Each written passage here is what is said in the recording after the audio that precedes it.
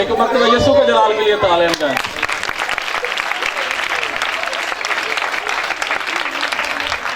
میرے لیے تو یہ بہت زیادہ ہے مگر میرے یسوع کے لیے کم ہے. ہاللویا. دونوں ہاتھوں کو بلند کر کے یسوع کو ویلکم کہیں. Hallelujah hallelujah. عہد عربی زبان کا لفظ ہے جس کا مطلب ہے اقرار نامہ. یوں تو خدا نے مختلف اوقات میں مختلف عہد باندھے. عہد ہمیشہ دو فریقوں یعنی فریقین کے درمیان ہوتا ہے.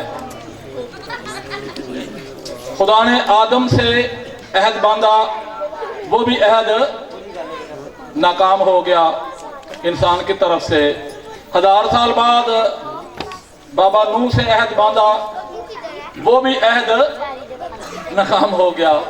ابراہیم سے پھر 1000 سال بعد ابراہیم سے عہد باندھا. وقت نہیں کہ میں ان عہود کو جو خدا نے انسان کے ساتھ باندھے تفصیل بیان کروں. جہاں پر میں پہنچنا چاہتا ہوں خداوند رہنمائی کرے اور میں وہاں تک پہنچ سکوں. ابراہیم سے عہد باندھا.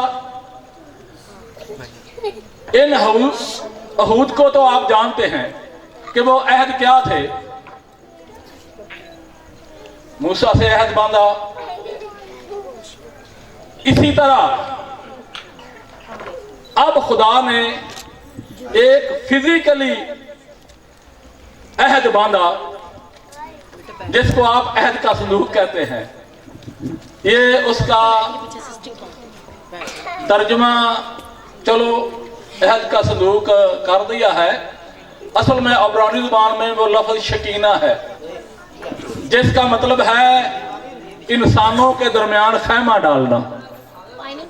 خدا انسانوں کے درمیان آ گیا. صندوق ترجمہ ہو گیا چلو عہد کا صندوق ہی صحیح لیکن حقیقت میں وہ ایک مقدس ہے جس میں خدا کی حضوری ہے. خدا نے اپنے بندہ مقدس موسیٰ کو حکم دیا. خروج 25واں باب 10ویں آیت میں 10ویں 11ویں آیت میں یہ عہد کے صندوق کا ذکر ہے. تو کیکر کی لکڑی کا، اور یہ جتنی قسم کی لکڑیاں ہیں ان میں کیکر کی لکڑی سب سے مضبوط ہوتی ہے. اس کو پکی لکڑی کہتے ہیں.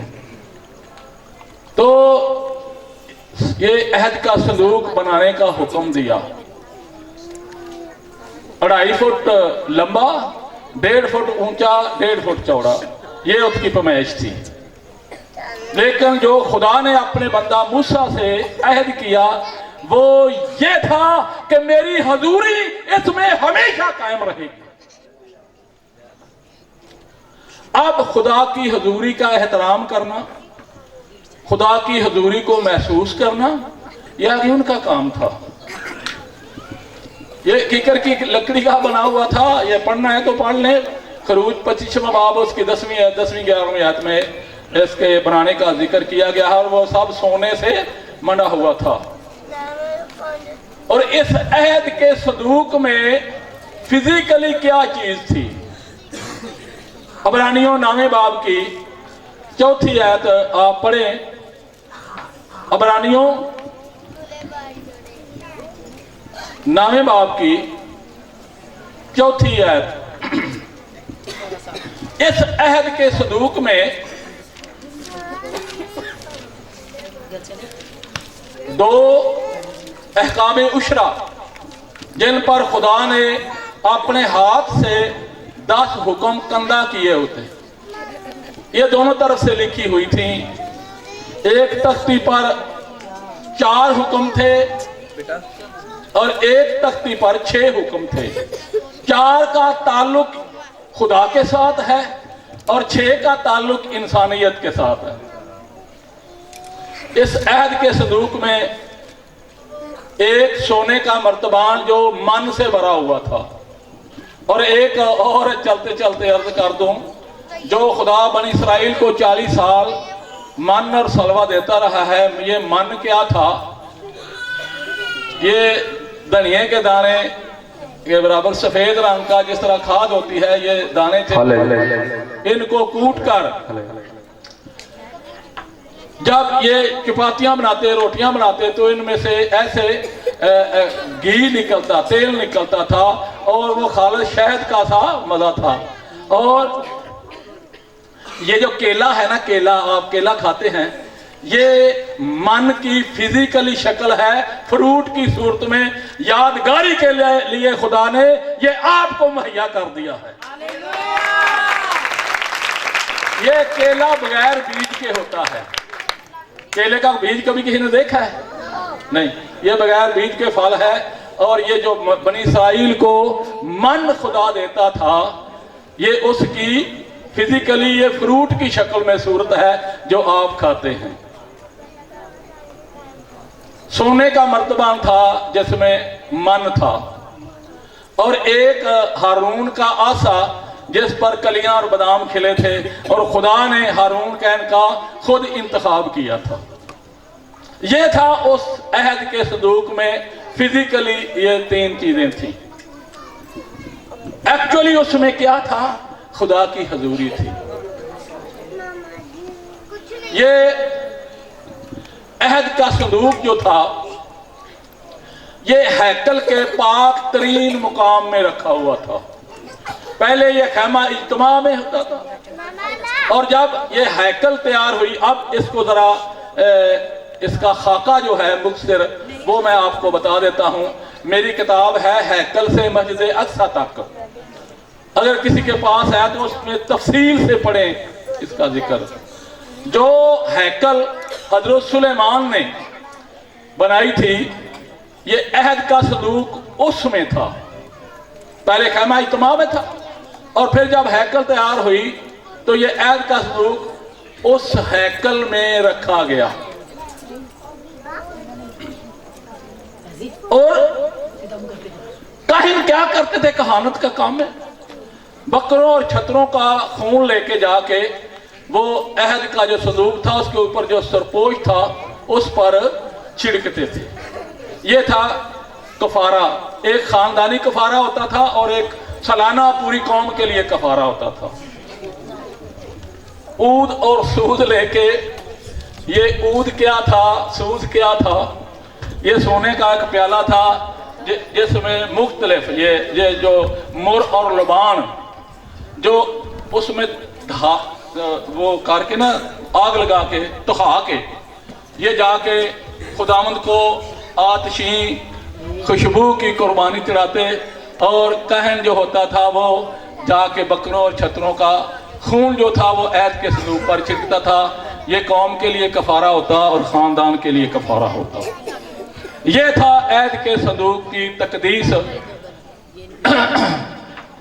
اور ایک بات یہ غور سے ذرا سنیں، حضرت سلیمان نے جو ہیکل تیار کی تھی اس میں یہ عہد کا صندوق تھا۔ جب نبوکدنصر بادشاہ نے یروشلم پر حملہ کیا تو خدا نے یرمیہ سے کہا کہ عہد کا صندوق اٹھا لے۔ یرمیہ 3 باب کی 16ویں آیت پڑھنی ہے، پڑھو۔ یرمیہ 3 باب 16ویں آیت میں اس کا ذکر ہے۔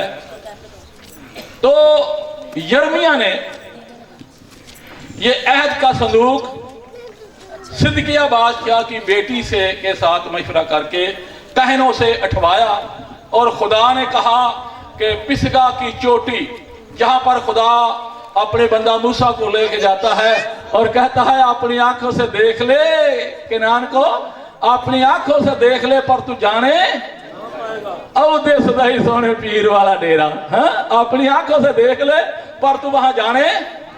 یرمیہ سے کہا اس پسگا کی چوٹی جو پہاڑ ہے وہ ہے نبو، اس میں ایک غار ہے، یہ عہد کا صندوق اس میں رکھ دیں۔ یرمیہ 3 باب کی 16ویں آیت میں اسیری کے بعد 70 سالہ اسیری کے بعد جو زربابل نے ہیکل تیار کی اس میں عہد کا صندوق نہیں تھا۔ जो हैकर हजरत सुलेमान ने तमीर की उसको नबूवत नजर ने तबाह कर दिया। असीरी के बाद जो ज़रुब्बाबिल ने तैयार की उसको इंताक्स एफनस जो सिकंदर आजम का जर्नैल था, सिकंदर आजम के बाद उसकी हुकूमत 4 हिस्सों में तकसीम हो गई थी, ये दानियल में जिक्र है। तो ज़रुब्बाबिल ने जो हैकल तैयार की उसमें ऐत का सलूक नहीं था। इस हैकल को इंताक्स एफनस ने 168 कबल मसीह तबाह कर दिया। इसके बाद तीसरी हैकल हेरोदीस बादशाह ने 46 साल में यूहन्ना दूसरे बाब में जिसका जिक्र है 15वीं 16वीं 17वीं आयत में,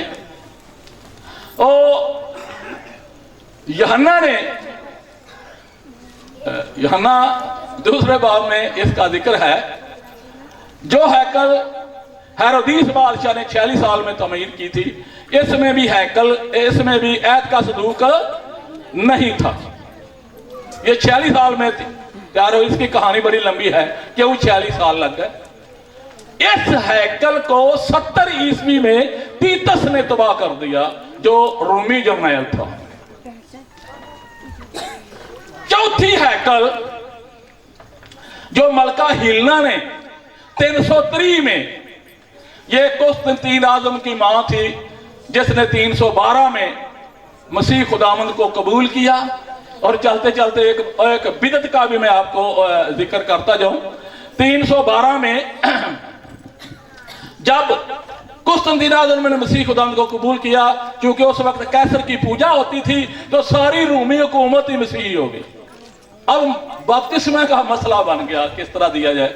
अब जो उनके उस्कफ थे ना, जो मंदिरों के पुजारी थे रूमी हुकूमत के, उनको भी, और जो हकीकी बिशप थे, पादरी थे, उनको भी साथ मिलाया। उनकी दाल ना गली, तो उन्होंने कहा इसका हल ये है कि जगों में पानी डालें और घर घर जाके, जिस तरह ये बच्चों को कतरे पिलाती है ना औरतें, जाके इस तरह सारे टब्बर दे मत्थे उसे की करो, निशान ला दो, पानी के नाल निशान दो। और ये बिदत वहां से शुरू हो गई, और इन्हें जफ्फा मार के बेटे छाड़ दे, ये कम सौखा है जी। तो ये भी एक बिदत है। तो चौथी हैकल जो मलका हिलना ने 330 में, नोट कर लें, 303 मलका हिलना जे जो हैकल तैयार थी, आज वो मस्जिद अक्सा है। बात की समझ आ गई है। हैकल किन किन मराहिल से गुजर के मस्जिद अक्सा में तहवील हो गई। तो ये थी अहद के संदूक की जमीनी कहानी। अहद के संदूक की जमीनी कहानी। जमीनी चीजें आसमानी चीजों का अक्स है।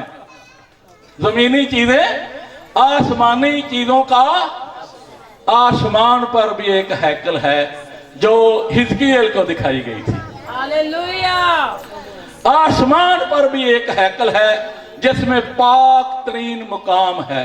आसमान पर भी एक हैकल है जिसमें अहद का संदूक है। आज हम उसी के बारे में देखेंगे।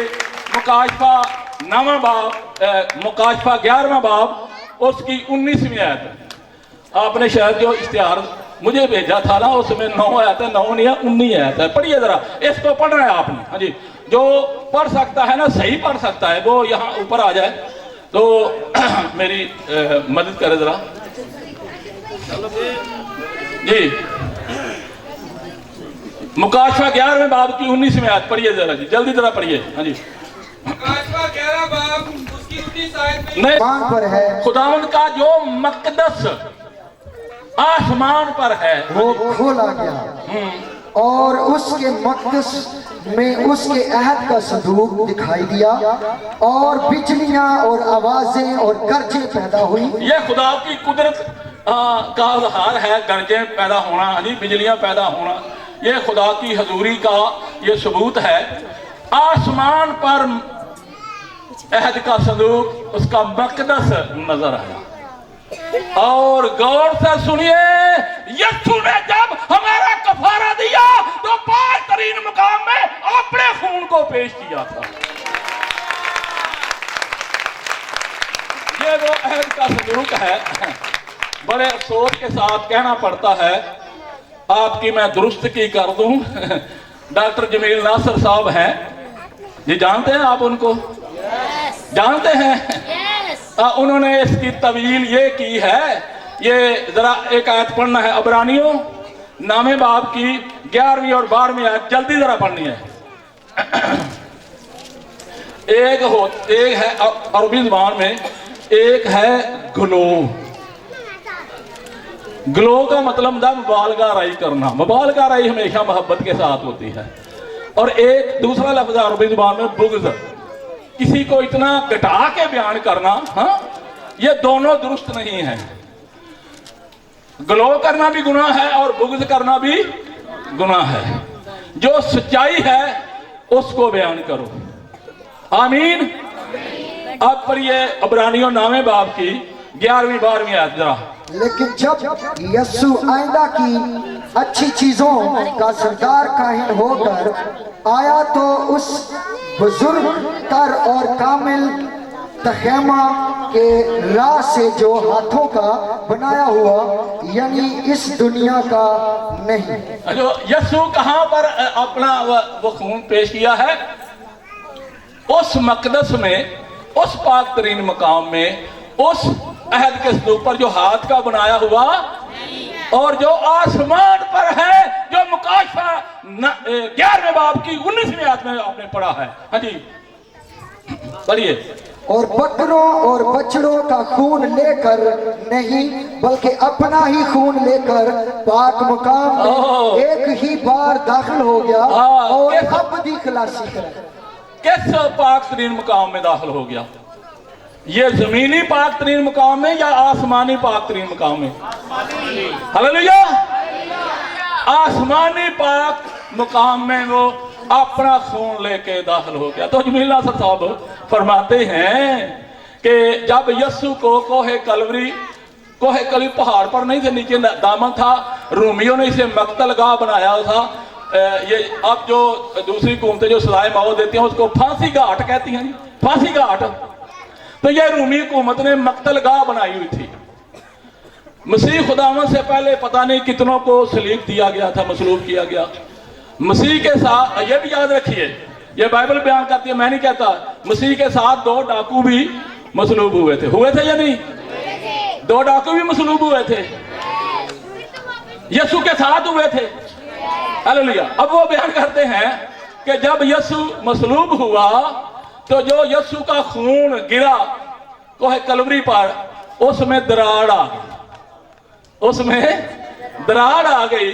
तो यीशु का खून उस दरार में से गुजर के अहद के संदूक पर पड़ा और वो कफारा का जो सिलसिला चला आ रहा था वो पूरा हो गया। अब खुदा के बंदो गौर करो, ये कलवरी जो मक्तलगाह ये कहां है और हैकल कहां थी? जब यीशु को मसलूब किया क्या था, वो हेरोदीस की बनाई हुई तीसरी हैकल थी जिसमें ऐद का संदूक था ही नहीं। गल समझ आई कि नहीं? हैरान हो गए की गल है। जेडी हेरोदीस ने हैकल बनाई थी ना 46 साल च, ਉਹਦੇ ਵਿੱਚ ऐद का संदूक है ही नहीं। कहां कलवरी? जोग्राफिया अगर आपने यरूशलेम का देखें बाइबल एटलस में, कहां वो कलवरी की पहाड़ी और कहां यरूशलेम में जो हैकल, कहां ऐद का संदूक और कहां दरार पड़ी और उसका खून उस ऐद के संदूक पर गिरा। तो कफारा का जो था सिलसिला वो पूरा हो गया। ओ खुदा के बंदो अकल की नाखन लो, कलवरी की पहाड़ी कहां और हैकल कहां? हैकल कहां है? हैरान हो गया की गल है। यरूशलेम में, और उसमें हैकल, उस हैकल में ऐद का संदूक था ही नहीं। और फिर अगली बात, यीशु का खून गिरा पहाड़ी पर, जो डाकू थे उनका खून उन्हें बोतला जब पा लिया थी, वो नहीं डिग्या। या वो जो दरार पड़ी थी उसे छाननी लाई थी कि डाकुओं का खून नहीं जान देना, सिर्फ यीशु का खून जाएगा। गल समझ आई है कि नहीं आई? क्यों हैरान हो गए हैं जी? ये है सच्चाई। गसगा की चोटी के नीचे गार में था। अब यस्सु के साथ जो मर्जी मनसूब कर दे, ओ बल्ले बल्ले जी डॉक्टर साहब ने नवी गल दसी। मेरा तो समझ नहीं आई मेरी गल दी जी। यस्सु जहां पर कहे ना बकरों छतरों का खून लेके कफारा देता था और ऐद के सदूक पर छिड़कता था, कफारा हो जाता था बकरों और छतरों का, तो यस्सु ने भी अगर अपना खून उसी ऐद के सदूक पर छिड़का है तो बकरों छतरों के खून और यस्सु के खून में क्या फर्क है? नहीं समझ आई गल जी। फिर तो यस्सु का खून बकरों छतरों के बराबर हो गया।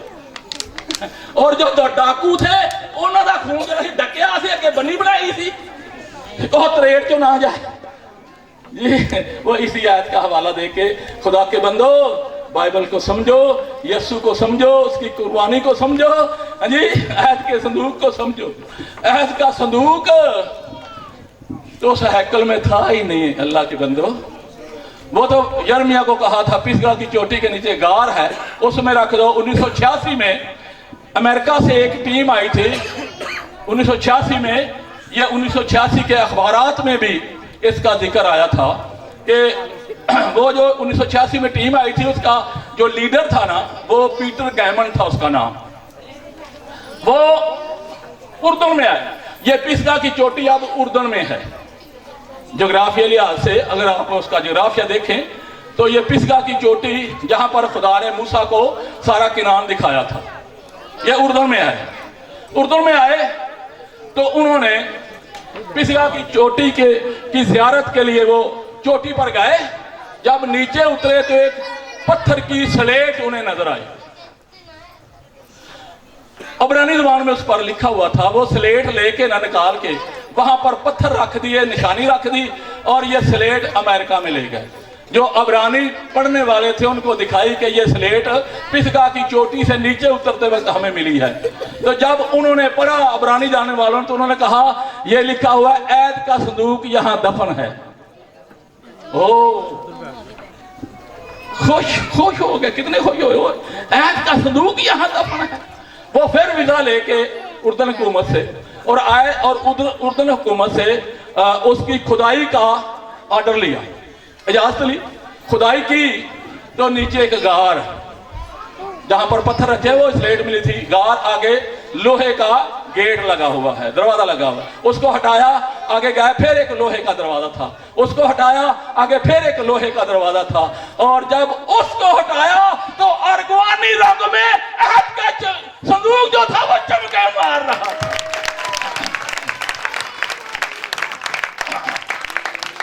जब उन्होंने अक्सी फोटो ली उसकी तो उस को उन्होंने वो जो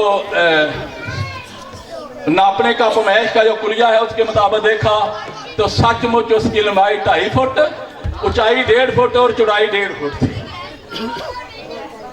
अब मसला ये था कि अब इस अहद को, संदूक को कौन उठाएगा? बाइबल के मुताबिक सिवाय लावियों के कोई उसको उठा। जब ये खुदाई कर रहे थे तो इतना मीडिया तेज है और हर मुल्क का जो मीडिया है वो उनकी फोटो ले रहा है। ये क्या है? जब ये इंकशाफ हुआ, इसका जिक्र कुरान मजीद में भी है। शकीना अहद का संदूक, जिसका तर्जुमा अहद का संदूक कर दिया है, अबरानी ज़बान में है शकीना, यानी खुदा ने अपना खैमा आदमियों के दरमियान डाला। ये इसका हकीकी तर्जुमा है। तो उन्हें पता चला कि वो जो अहद का संदूक था जिसका जिक्र कुरान मजीद में भी शकीना आता है, शकीना है, और ये हमारे मुल्क में इतनी मुबारक चीज, इतनी मुतबरक चीज हमारे मुल्क में। अब उन्होंने इसको एक तो उठाने से इनकार कर दिया और दूसरा उस पर पहरा लगा दिया कि इतनी मुबारक चीज हमारे मौजूद है। अब ये लावी में भी नहीं मिलते कि कौन उसको उठाएगा, क्योंकि स्वयं लावियों के अहद के संदूक को कोई उठा। अब आ जाते हैं इस अहद के संदूक को नए अहदनामे के साथ मुंतबिक करते हैं। अहद के संदूक में मैंने बता दिया कि फिजिकली क्या था। फिजिकली अहद के संदूक में 2 तख्तियां थी अहकाम उशरा की, एक मर्तबा था सोने का जो मन से भरा हुआ था और तीसरे आशा था। ये तो फिजिकली चाहिए, एक्चुअली उसमें खुदा की हजूरी थी। हकीकत में क्या थी? खुदा की हजूरी थी।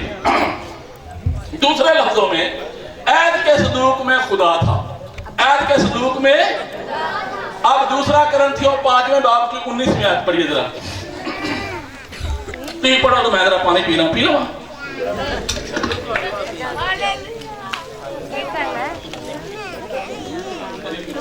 अबीरा छोड़ दो।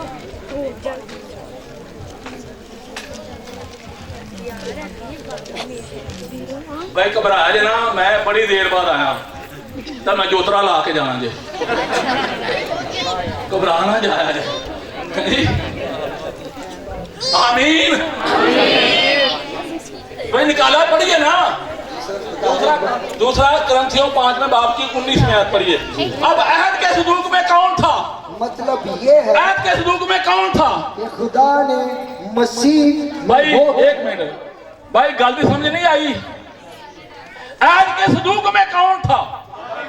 खुदा। अहद के सदूक में कौन था? खुदा था।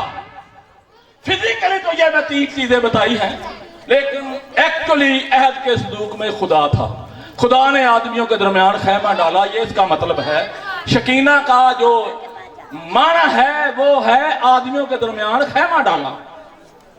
उसको तर्जुमा, चूंकि ये मोहम्मद इस्माइल अपने साथ दुनिया का मेल मिलाप कर लिया जी, और उसकी तकसीरों और को उनकी तकसीरों को उनके जिम्मा ना लगाया। अब मसीह कौन है?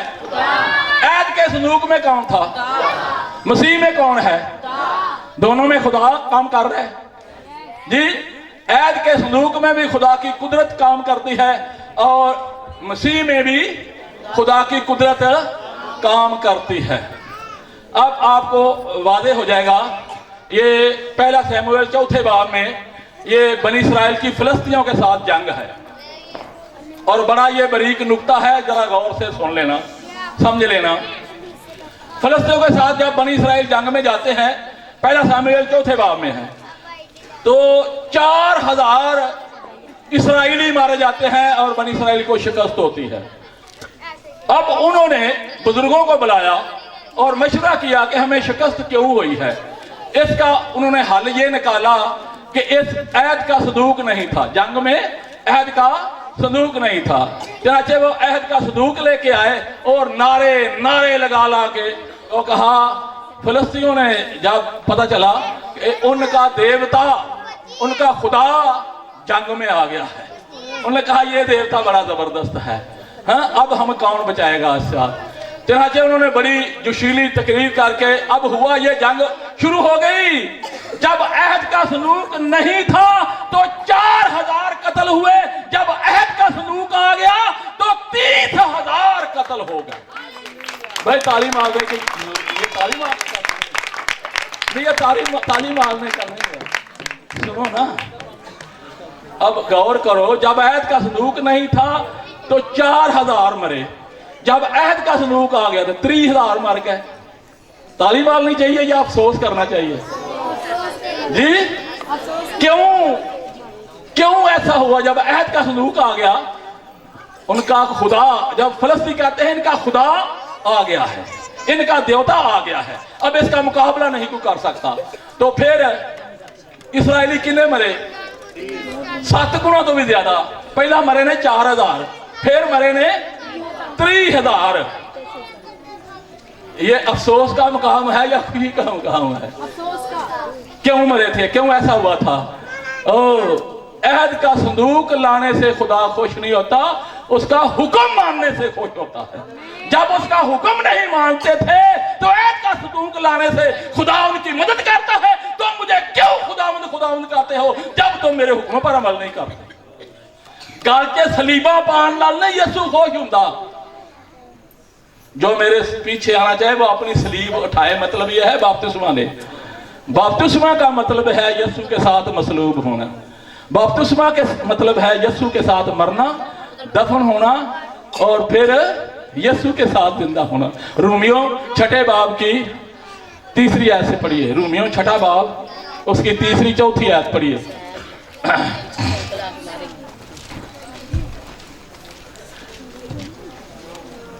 सलीबां पाउण नाल नहीं खुश हुंदा, जिड्डियां वड्डियां वड्डियां भी सलीबां पा लो।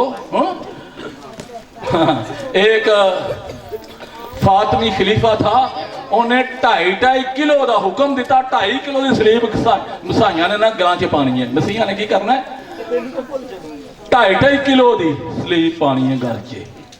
तो ये तारीख की ये कहानी लंबी है। तो ये गले में सलीबें डालने से यीशु खुश नहीं होता, उसका हुक्म मानने से खुश होता है।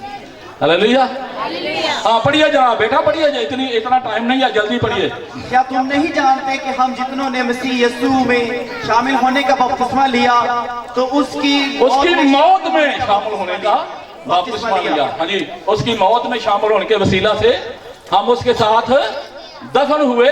हाँ, बस मौत में शामिल होने के बपतिस्मा के वसीला से हम उसके साथ दफन हुए, ताकि जिस तरह मसीह बाप के जलाल के वसीला से मुर्दों में से जिलाया गया, उसी तरह हम भी नई जिंदगी में चले। तो बपतिस्मा का मतलब है यीशु के साथ मरना, यीशु के साथ दफन होना। और जिस तरह यीशु मुर्दों में से जिंदा हुआ, फिर पानी में से नई जिंदगी के साथ जिंदा होना, ये है उसके साथ पवित्र होना। पवित्र होने का मतलब होता है पैबंद होना। पवित्र होने का मतलब क्या है?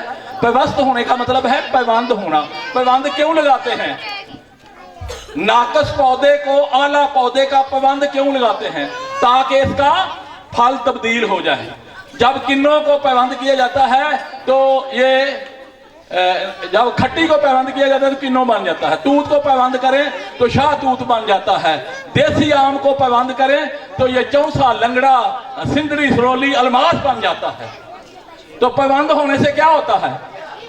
फल तब्दील हो जाता है। फल पैबंद होने से 4 तब्दीलियां आती हैं फल में। पहली तब्दीली ये है कि उसकी जिसामत बढ़ जाती है। तूत बड़ा होता है, शाह तूत खट्टी वड्डी होंदी है कि किन्नों, देसी अंब बड़ा होता है कि चौसा, लंगड़ा, सिंदड़ी, अलमास, सरोली, ये बड़ा होता है। चौसा, लंगड़ा ये बड़ा होता है ना, जिसामत बढ़ जाती है। पैबंद होने से दूसरी तब्दीली, उसकी मिठास बढ़ जाती है। मुकाबला करता है, तूफान का मुकाबला करता है। और जो पैबंद हो जाता है, चौसे की पेटी कितने की होती है? कीमत बढ़ गई है या नहीं बढ़ी? तो जरा पाबंद नहीं होता, उसकी कीमत कितनी पैंदी है? टुटियां जुतियां, पुरानी रद्दी,